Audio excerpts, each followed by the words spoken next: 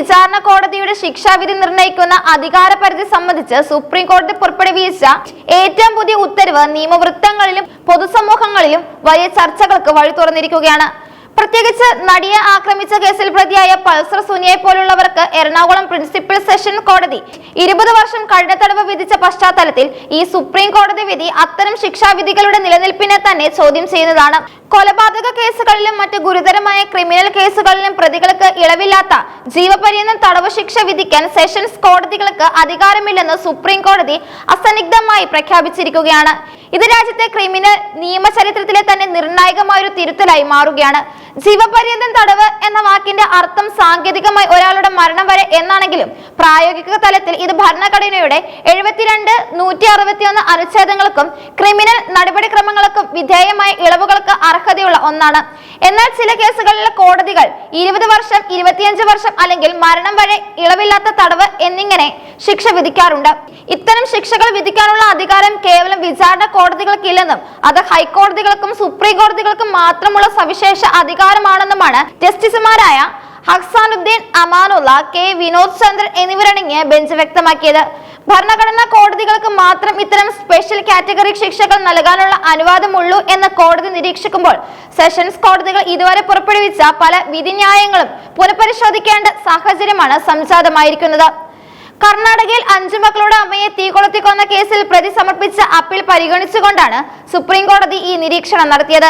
ലൈംഗിക ബന്ധത്തിന് വഴങ്ങാത്തതിനെ തുടർന്ന് ബന്ധുവായ സ്ത്രീയെ വീട്ടിൽ അതിക്രമിച്ചു കയറി കൊലപ്പെടുത്തിയ പ്രതിക്ക് വിചാരണ കോടതിയും പിന്നീട് കർണാടക ഹൈക്കോടതിയും നൽകിയ ശിക്ഷാവിധിയിൽ ഇളവ് നൽകാനാവില്ലെന്ന വാദം കോടതി തള്ളി. പ്രതിക്ക് 14 വർഷത്തെ തടവിന് ശേഷം ശിക്ഷാ ഇളവിനായി അപേക്ഷിക്കാൻ നിയമപരമായ അവകാശമുണ്ടെന്ന് കോടതി ചൂണ്ടിക്കാട്ടി. ഒരു പ്രതിക്ക് ശിക്ഷയിൽ ഇളവ് നൽകുന്നത് തടയാൻ വിചാരണ കോടതികൾക്ക് സാധിക്കില്ലെന്നും 14 വർഷത്തിന് മുകളിൽ ഇളവില്ലാത്ത തടവായി നിശ്ചയിക്കുന്നത് ഭരണഘടന വിരുദ്ധമാണെന്നും കോടതി പറഞ്ഞു. ക്രിമിനൽ നടപടിക്രമചട്ടത്തിലെ സെഷൻ 428 പ്രകാരമുള്ള ആനുകൂല്യം പ്രതിക്ക് നിഷേധിക്കാൻ സെഷൻസ് കോടതിക്ക് അധികാരമില്ല. ഭരണഘടനയുടെ 141 അനുച്ഛേദം അനുസരിച്ച് സുപ്രീം കോടതി മുൻപ് പുറപ്പെടുവിച്ച വിവിധ വിധികൾ ഉദ്ധരിച്ചാണ് ഈ വിധിന്യായം തയ്യാറാക്കിയിരിക്കുന്നത്. രാജ്യത്തെ നിയമം എന്താണെന്ന് പ്രഖ്യാപിക്കാൻ സുപ്രീം കോടതിക്കുള്ള അധികാരം ഈ അനുച്ഛേദത്തിലൂടെ വ്യക്തമാകുന്നുണ്ട്. സെഷൻസ് കോടതികൾക്ക് വധശിക്ഷ വിധിക്കാനുള്ള അധികാരമുണ്ടെങ്കിലും വധശിക്ഷയ്ക്ക് പകരമായി നൽകുന്ന കഠിനമായ ഇളവില്ലാത്ത ജീവപര്യന്തം ശിക്ഷകളുടെ കാര്യത്തിൽ ഹൈക്കോടതിയുടെയോ സുപ്രീം കോടതിയുടെ വിവേചനാധികാരം മാത്രമേ നിലനിൽക്കുകയുള്ളൂ. വിചാരണ കോടതികൾ ഇത്തരം ശിക്ഷകൾ വിധിക്കുന്നത് അവയുടെ അധികാരപരിധി മറികടക്കുന്നതിന് തുല്യമാണ്. പൾസർ സുനിയുടെ കേസിൽ കോടതി വിധിച്ച 20 വർഷം എന്ന കാലയളവ് ഇത്തരത്തിൽ 14 വർഷത്തിന് മുകളിൽ ഇളവില്ലാതെ അനുഭവിക്കണമെന്ന അർത്ഥത്തിലാണ് വ്യാഖ്യാനിക്കപ്പെടുന്നതെങ്കിൽ ഈ സുപ്രീം കോടതി വിധി അയാൾക്ക് വലിയ ആശ്വാസമാകാൻ സാധ്യതയുണ്ട്. സാധാരണഗതിയിൽ ഒരു പ്രതി 14 വർഷം ജയിൽവാസം പൂർത്തിയാക്കിയാൽ അയാളുടെ പെരുമാറ്റവും മറ്റ് സാഹചര്യങ്ങളും പരിഗണിച്ച് സർക്കാരിന് ശിക്ഷയിൽ ഇളവ് നൽകാൻ അധികാരമുണ്ട്. എന്നാൽ വിചാരണ കോടതി തന്നെ ഈ ഇളവുകൾ റദ്ദാക്കിക്കൊണ്ട് ദീർഘകാല ശിക്ഷ വിധിക്കുമ്പോൾ പ്രതിയുടെ ഭരണഘടനാപരമായ അവകാശങ്ങൾ ലംഘിക്കപ്പെടുന്നു എന്നാണ് പരമോന്നത കോടതിയുടെ കണ്ടെത്തൽ. അപൂർവങ്ങളിൽ അപൂർവമായ കേസുകളിൽ വധശിക്ഷയ്ക്ക് പകരമായി 25 അല്ലെങ്കിൽ 30 വർഷം ഇളവില്ലാത്ത തടവ് വിധിക്കാൻ ഹൈക്കോടതികൾക്ക് അധികാരമുണ്ട്. എന്നാൽ അപ്പോഴും സെഷൻസ് കോടതികൾക്ക് 14 വർഷത്തിൽ കൂടുതൽ തടവ് വിധിക്കാൻ സാധിക്കില്ല. ഈ വിധി വരും ദിവസങ്ങളിൽ കേരളത്തെയും ഇതര സംസ്ഥാനങ്ങളിലെയും നിരവധി കേസുകളിൽ അപ്പീലുകൾ ഫയൽ ചെയ്യാനും കാരണമാകും. പൾസർ സുനിയെ പോലെയുള്ള പ്രതികൾക്ക് ലഭിച്ച ശിക്ഷാവിധി കുറഞ്ഞുവെന്ന് വാദിക്കുന്നവർക്ക് ഈ സുപ്രീം കോടതി ഉത്തരവ് വലിയൊരു തിരിച്ചടിയാണ്. നിയമം കൃത്യമായി വ്യാഖ്യാനിക്കപ്പെടുമ്പോൾ വിചാരണ കോടതികൾ വികാരപരമായ തീരുമാനങ്ങളെക്കാൾ ഉപരിയായി നിയമപരമായ അധികാര പരിധിക്ക് ഉള്ളിൽ നിന്ന് മാത്രമേ ശിക്ഷ വിധിക്കാൻ പാടുള്ളൂ എന്ന് കോടതി ഓർമ്മിപ്പിക്കുന്നു. വധശിക്ഷ ഒഴിവാക്കി പകരം മരണം വരെ തടവ് വിധിക്കുന്നത് ഭരണഘടനാ കോടതിയുടെ സവിശേഷ അധികാരമാണ്. ഈ ഉത്തരവ് പുറത്തു വന്നതോടെ 14 വർഷം ശിക്ഷ പൂർത്തിയാക്കിയ നിരവധി പ്രതികൾ ഇളവിനായി ജയിലുകളിൽ നിന്ന് അപേക്ഷ സമർപ്പിക്കാനും തുടങ്ങിയിട്ടുണ്ട്. ഇത് ജയിലുകളിലെ തിരക്ക് കുറയ്ക്കാനും കുറ്റവാളികളുടെ മാനസാന്തരത്തിന് അവസരം നൽകുന്നതിനുമുള്ള നിയമത്തിന്റെ വിശാലമായ താല്പര്യത്തിന്റെ ഭാഗമായിട്ടാണ് നിയമവിദഗ്ധർ കാണുന്നത്. എങ്കിലും ക്രൂരമായ കുറ്റകൃത്യങ്ങൾ ഏർപ്പെടുന്നവർക്ക് ലഭിക്കേണ്ട അർഹമായ ശിക്ഷ വൈകുമോ അല്ലെങ്കിൽ ലഘൂകരിക്കപ്പെടുമോ എന്ന ആശങ്ക പൊതുസമൂഹത്തിനുണ്ട്. സുപ്രീം കോടതിയുടെ ഈ വിധി വിചാരണ കോടതികളുടെ കൈ കെട്ടുന്നതാണോ എന്ന ചോദ്യവും ഉയരുന്നുണ്ട്.